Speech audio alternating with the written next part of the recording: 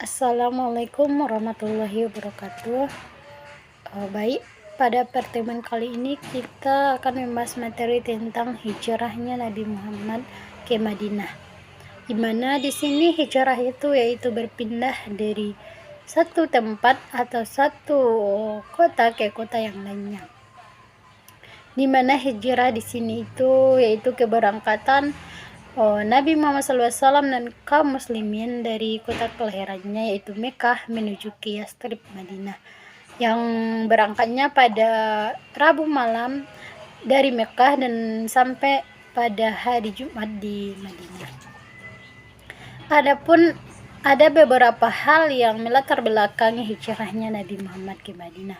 Salah satunya yaitu tentang adanya tekanan dan pemboikotan dari kaum kafir Quraisy, di mana di Mekah ini kaum kafir Quraisy melakukan pemboikotan terhadap kaum muslimin. Di antaranya yaitu dilarang penduduk Mekah ini berkomunikasi dengan kaum muslimin, dan juga penduduk Mekah ini dilarang untuk menikah dengan kaum muslimin, dan juga penduduk Mekah ini dilarang melakukan perdagangan atau bisnis dengan kaum pendukung dari Nabi Muhammad SAW. Jadi itulah merupakan salah satu faktor penyebab terjadinya hijrah Nabi Muhammad ke Madinah.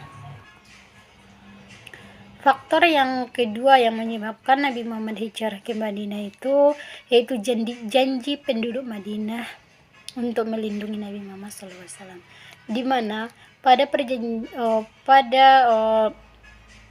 Bait Aqabah 2, penduduk Madinah yang telah masuk Islam berjanji akan membela serta melindungi Nabi Muhammad SAW dan kaum muslimin.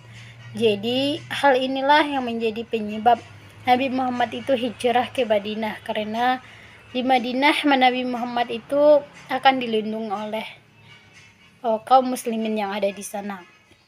Yang selanjutnya yaitu faktor yang menyebabkan Nabi Muhammad ini hijrah ke Madinah, yaitu sebagai wujud ketaatan Nabi Muhammad SAW kepada Allah Subhanahu Wa Taala, di mana setiap tindakan dari Nabi Muhammad SAW ini didasarkan terhadap Al-Quran atau firman-firman Allah, di mana setiap tindakan Nabi Muhammad ini merupakan perintah dari Allah Subhanahu Wa Taala. Jadi hijrah Nabi Muhammad ke Madinah ini juga merupakan salah satu perintah dari Allah Subhanahu Wa Taala. Adapun strategi dakwah Nabi Muhammad SAW di Madinah ini ada beberapa, ya, di antaranya yang pertama yaitu mendirikan masjid sebagai pusat kegiatan dakwah, di mana masjid pertama yang didirikan oleh Nabi Muhammad SAW yaitu Masjid Quba. Masjid Quba tersebut dibangun saat Nabi Muhammad SAW dalam perjalanan menuju Madinah. Jadi Masjid Quba ini terletak sekitar 5 km dari Madinah. Dan selainnya masjid yang dibangun oleh Nabi Muhammad itu yaitu Masjid Nabawi, di mana masjid ini dijadikan bukan hanya sebagai tempat beribadah, tetapi juga sebagai tempat mengajarkan Al-Quran dan firman-firman Allah, serta juga sebagai tempat pelaksanaan hukuman terhadap orang yang melanggar aturan, dan juga dijadikan sebagai tempat pemungutan zakat, infak dan sedekah, dan juga sebagai tempat penyaluran zakat, sedekah, infak kepada orang yang membutuhkan, yaitu fakir miskin dan anak yatim piatu. Yang selanjutnya, strategi yang selanjutnya itu menciptakan perdamaian antar suku, di mana ketika Nabi Muhammad SAW tiba di Madinah, suku Aus dan suku Khazraj ini terlibat dalam persekutuan atau percecokan berkepanjangan.